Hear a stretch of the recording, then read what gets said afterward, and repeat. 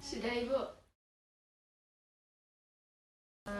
Kamu Ripka ya, anak kelas 11 MIPA 1? Ya ibu, saya bukan kelas 11 MIPA 1 bu. Oh, kalau ibu boleh tahu Ripka orang mana? Orang Sabu ibu, bapak mama saya asal Sabu, hanya karena tugasnya di Atambua, saya kecil besar di Atambua. Saya tinggal di kilometer 2 belakang gereja Selom ibu. Oh, Ripka orang Sabu ya? Ya ibu. Sudah kelihatan juga dari mukanya. Kalau ibu orang Rote, ibu juga ikut orang tua dan sekarang ibu tinggalnya di Tini. Sebelumnya Ripka sudah pernah datang ke ruangan BK belum? Jujur belum pernah ibu. Terus kesan atau perasaan Ripka ketika datang ke ruang BK itu seperti apa? Ruangan ini adem dan sedikit seram ibu. Soalnya kawan-kawan bilang ruangan BK itu ruangan yang menakutkan, tapi saya rasa sudah terlalu semenakutkan itu. Kamu tidak perlu takut karena teman-teman kamu yang lain juga pernah datang ke ruang BK. Ya ibu. Oke, sebelum kita membahas permasalahanmu, mari kita lebih baik membuat kesepakatan. Apakah waktu yang diperlukan untuk konseling ini 30 menit? Apakah itu cukup? Saya rasa cukup ibu.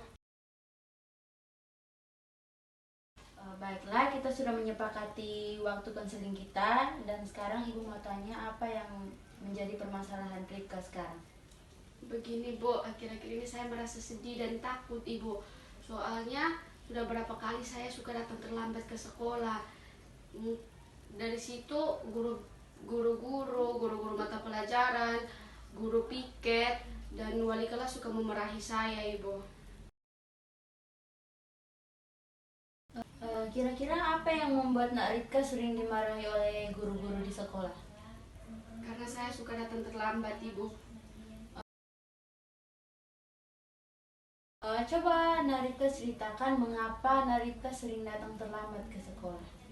Begini bu, saya rasa akhir-akhir ini saya capek ibu dengan keadaan sekitar saya. Saya mungkin karena kegiatan yang menumpuk, belum lagi ditambah kelas 11, saya harus kejar ketuntasan untuk naik kelas 12, belum lagi tuntutan dari orang tua saya. Sehingga saya rasa saya itu harus memenuhi kriteria, harus bisa mencapai semuanya. Makanya dari itu orang tua saya suruh saya ikut les ibu, ikut bimbel dan ikut les musik ibu. Dan itu tuh kalau kita kan biasa pulang sekolah di sini sudah jam 4 ibu. Terus belum lagi saya harus bimbel, tambah lagi dengan les musik. Jadi biasa tuh pulang sudah malam. Kalau sudah pulang ditambah lagi harus belajar untuk materi besok dan kerja PR. Jadi saya biasa tidur tuh jam 2 atau jam 3 sehingga kalau pagi susah untuk bangun pagi ibu. Oh, jadi kamu merasa capek karena banyaknya kegiatan bimbel, les-les di sekolah. Ya ibu, saya tahu apa yang saya lakukan itu salah, tapi saya merasa nyaman. Di satu sisi saya merasa nyaman ibu, dan saya harusnya sadar ketika alarm berbunyi atau dibangun oleh orang tua, saya harus bangun dan siap ke sekolah agar saya tidak dimarahi oleh guru lagi. Tadi kamu mengatakan kamu harus bangun pagi, kamu harus mendengar alarm yang kamu setel, terus kamu harus mendengar apa yang orang atau pagi-pagi tiap pagi orang tua kamu bangun dan kamu itu kamu harus sadar. Ya ibu, saya bingung ibu bagaimana, dan saya takut kalau saya diskors atau di DO ibu. Terus apa yang bisa ibu bantu? Saya butuh motivasi dari ibu yang bisa membuat saya menghilangkan rasa capek dan rasa nyaman dalam diri saya sehingga saya bisa ke sekolah lebih awal lagi kayak seperti dulu ibu. Jadi kamu butuh motivasi untuk bangun pagi, terus kamu butuh motivasi untuk bisa terus semangat agar tidak diskors dan tidak dimarahi guru-guru di sekolah. Iya ibu, saya takut gagal, saya takut orang tua saya menyesal dengan saya, kawan-kawan saya tidak mau berkawan lagi dengan saya ibu, serta teman-teman saya akan menjauhi saya karena mereka berpikir saya ambisius begitu ibu. Oke, Ibu mengerti dan paham dengan perasaan kamu, karena pada dasarnya kita akan merasa bosan dengan sesuatu yang membuat kita kurang nyaman. Iya Ibu. Nah, sekarang coba kamu pikirkan hal apa yang bisa membuat kamu bangkit dari rasa nyaman itu. Hal yang bisa membuat saya bangkit dari rasa nyaman itu teman-teman saya, Ibu. Mereka biasa support saya untuk datang ke sekolah lebih awal supaya ada waktu untuk kami bercerita. Ada waktu untuk kami bercerita, situ kami membeli buku. Itu tuh menurut saya itu yang membangkitkan saya agar saya ke sekolah lebih awal, tapi tetap Ibu, saya tidak bisa. Nah, kamu sudah tahu hal apa yang membuat kamu semangat. Sekarang langkah apa yang akan kamu ambil selanjutnya? Saya akan berusaha untuk bangun pagi agar saya pergi ke sekolah tepat waktu. Saya juga akan berusaha menghilangkan rasa nyaman saya harus bisa keluar dari zona nyaman agar saya gini Bu, saya akan berusaha untuk tidur lebih tidur lagi agar saya bisa bangun pagi. Saya juga akan berusaha untuk menghilangkan rasa nyaman saya. Ketika alarm berbunyi atau dibangunkan orang tua, saya harus bangun agar tidak terlambat ke sekolah, dan saya akan menjadi diri saya sendiri. Apapun hasilnya, saya akan terima konsekuensinya, Ibu. Bagus menurut Ibu, karena kamu telah menemukan solusi yang Ibu pikir sangat tepat. Berikutnya, apa kamu mau melakukannya dengan sungguh-sungguh? Tentu saja Ibu, saya akan berusaha melakukannya dengan sungguh-sungguh seperti saya kelas 10 Ibu. Ibu yakin kamu pasti bisa. Kamu adalah murid berprestasi. Tentunya kamu tahu apa yang terbaik untuk kamu. Baik Bu, saya senang sekali jika hal ini bisa saya lakukan dengan baik. Saya berjanji akan bangun lebih pagi lagi dan tidak akan terlambat lagi Ibu. Baiklah nak Rika, Ibu sangat senang jika kamu mau keluar dari zona nyaman kamu dan kamu mau berubah demi masa depan kamu. Berhubung waktunya sudah habis, mari kita akhiri proses konseling ini ya. Sampai di sini sebelumnya Ibu akan memberitahukan hasil dari pembicaraan kita tadi. Tadi di awal Narika mengatakan bahwa Narika sering datang terlambat ke sekolah sehingga sering dimarahi oleh guru, dan Narika takut sekali ketika diskors dari sekolah. Kemudian dalam mengatasi masalah tersebut, Narika berencana untuk mengubah diri seperti tidur lebih awal, bangun lebih awal, terus memasang alarm. Dan ketika orang tua membangunkan Narika pada pagi hari, Narika langsung segera bangun dan tidak menunda-nunda waktu. Dan yang berikutnya, untuk mengatasi rasa capek atau lelah dari Narika bisa berjalan-jalan dengan teman-teman Narika, pergi ke toko buku, berbelanja buku, membaca buku, setelah itu membahas pelajaran yang kurang dimengerti. Dan Narika bisa dengan kawan-kawan membahas novel kesukaan Narika. Dan terakhir, Narika bisa menghilangkan perlahan-lahan rasa tertekan atau rasa tidak nyaman dan stres yang ada dalam diri Narika. Bagaimana Narika? Iya Ibu. Sekarang bagaimana perasaan Narika setelah melakukan proses konseling ini? Saya merasa senang dan lega Ibu, soalnya saya sudah menceritakan kepada Ibu masalah yang saya alami dan Ibu sudah memberi solusi atas masalah yang saya alami ini Ibu. Baiklah, kalau begitu sesi konseling ini kita akhiri ya nak. Jangan sungkan lagi kalau mau datang ke ruangan Ibu. Baik Bu, terima kasih banyak atas saran dan masukan yang Ibu berikan kepada saya. Ya, Kalau begitu saya pamit ke kelas Ibu. Terima kasih Bu. sama-sama nak. Selamat pagi Bu. Ya, Jangan selamat dulu pagi. Bu. Langsung kembali ke kelas ya. Iya Ibu. Permisi Bu.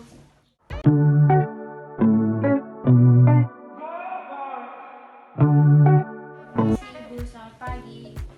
Selamat pagi nak. Mari masuk nak. Silakan duduk nak. Terima kasih Ibu.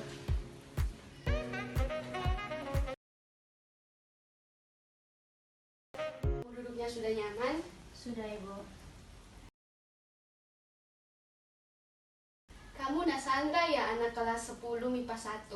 Ya ibu, saya Sandra Adu dari kelas 10 MIPA 1. Wah, ibu sering mendengar nama kamu dari guru seni budaya. Kamu hebat menyanyi ya, nak? Ya ibu. Kalau ibu boleh tahu, Sandra asli orang mana? Saya asli Rote ibu, tapi sudah lama tinggal di Kupang. Oh, ibu juga sudah menebak dan ternyata betul dari Sandra orang Rote ya. Iya ibu.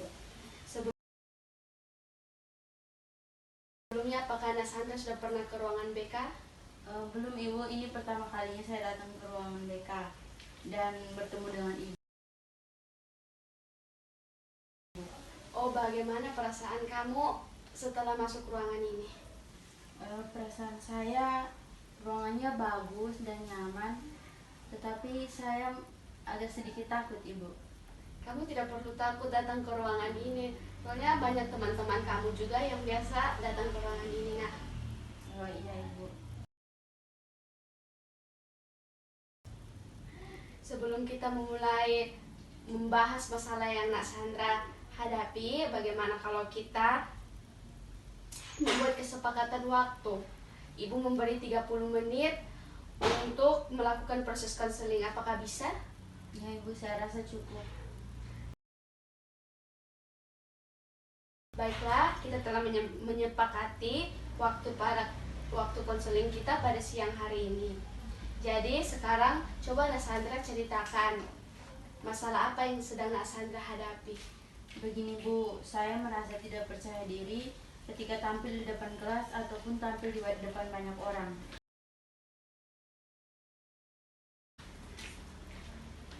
Lalu bagaimana, Nak? Setiap saya tampil di depan kelas, saya pasti gugup dan merasa bingung apa yang harus saya katakan dan apa yang harus saya buat.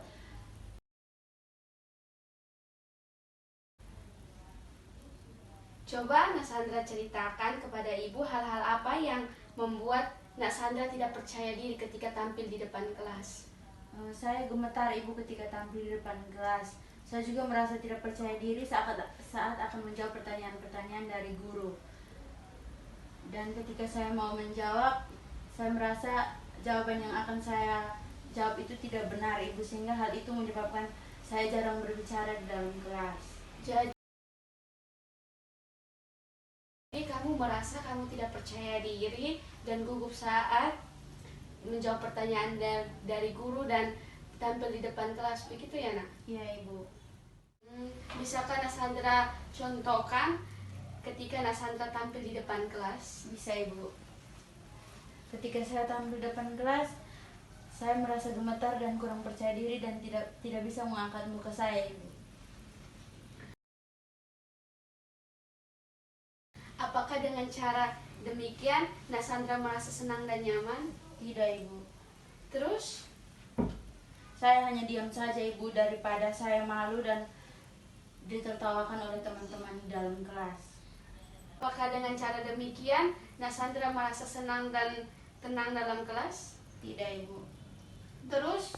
Saya orangnya memang seperti ini bu. Segala sesuatu harus saya kerjakan dengan sempurna, walaupun itu tidak mungkin. Mungkin itu juga yang membuat saya seperti ini. Kalau begitu, apakah masalah Nak Sandra tentang bagaimana kamu bisa mempresentasi dan menjawab pertanyaan guru supaya tidak gugup? Iya bu, dan saya bingung harus bagaimana. Setiap hari saya berpikir dan berusaha bagaimana caranya agar saya bisa percaya diri ketika tampil di depan kelas. Bagus sekali. Nak Sandra sudah bisa memahami masalah yang Nak Sandra alami, yaitu bagaimana Nak Sandra bisa presentasi dan tidak gugup dalam menjawab pertanyaan guru. Ya ibu, saya ingin sekali bisa tampil percaya diri di depan kelas, tapi rasanya sulit sekali ibu. Ibu mengerti dan paham dengan perasaan Nak Sandra, karena tiap-tiap orang mempunyai tingkat kepercayaan diri yang berbeda-beda. Iya ibu. Nah, lalu apakah Nak Sandra sudah punya cara untuk mengatasi masalah Nak Sandra tentang tidak percaya diri dalam presentasi dan gugup dalam menjawab pertanyaan? Pertama, saya akan berlatih dan belajar dulu tentang materi apa yang akan saya presentasikan. Yang kedua, saya akan berpenampilan rapi sehingga saya akan merasa lebih percaya diri. Ketiga, mungkin saya akan berdoa dulu sebelum melakukan segala sesuatu, seperti sebelum presentasi mungkin saya akan berdoa agar saya merasa lebih tenang. Bagus, Nasandra sudah bisa mengerti apa yang harus Nasandra lakukan. Saya akan berusaha untuk selalu percaya diri dan selalu berpenampilan rapi. Tidak lupa juga berdoa sebelum memulai sesuatu agar saya merasa lebih tenang dan tidak gugup. Bagus, kamu telah menemukan solusi yang ibu pikir sangat tepat. Dan apakah kamu mau melakukannya dengan sungguh-sungguh? Tentu saja Ibu, saya akan melakukannya dengan sungguh-sungguh. Ibu yakin Nasandra pasti bisa. Kamu adalah murid yang berprestasi, dengan begitu kamu dapat meningkatkan prestasimu di dalam kelas. Iya Ibu. Ibu sangat senang mendengarkan antusiasmu.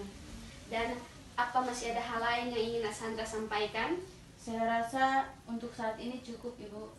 Berhubung waktunya sudah habis, mari kita akhiri proses konseling sampai di sini. Sebelumnya, Ibu akan menyimpulkan hasil dari pembicaraan kita tadi. Di awal, Nasandra mengatakan Nasandra kurang percaya diri ketika tampil di depan kelas. Semua itu diakibatkan karena Nasandra kurang percaya diri. Kemudian, dalam mengatasi masalah tersebut, Nasandra akan berlatih materi apa saja yang akan dipresentasikan, berdoa sebelum presentasi, dan selalu berpenampilan rapi. Bagaimana, Nasandra? Iya Ibu. Sekarang bagaimana perasaan Nasandra setelah melakukan proses konseling ini? Saya merasa senang dan lega Ibu setelah menceritakan masalah saya. Sekarang saya sudah tahu apa yang harus saya lakukan. Baiklah, kalau begitu sesi konseling ini kita akhiri ya. Nasandra jangan sungkan lagi untuk datang menemui Ibu jika Nasandra mempunyai masalah. Baik Ibu, terima kasih banyak atas solusi yang telah Ibu sampaikan kepada saya. Saya sangat senang Ibu. Ya, sama-sama Nak. Ibu juga sangat senang.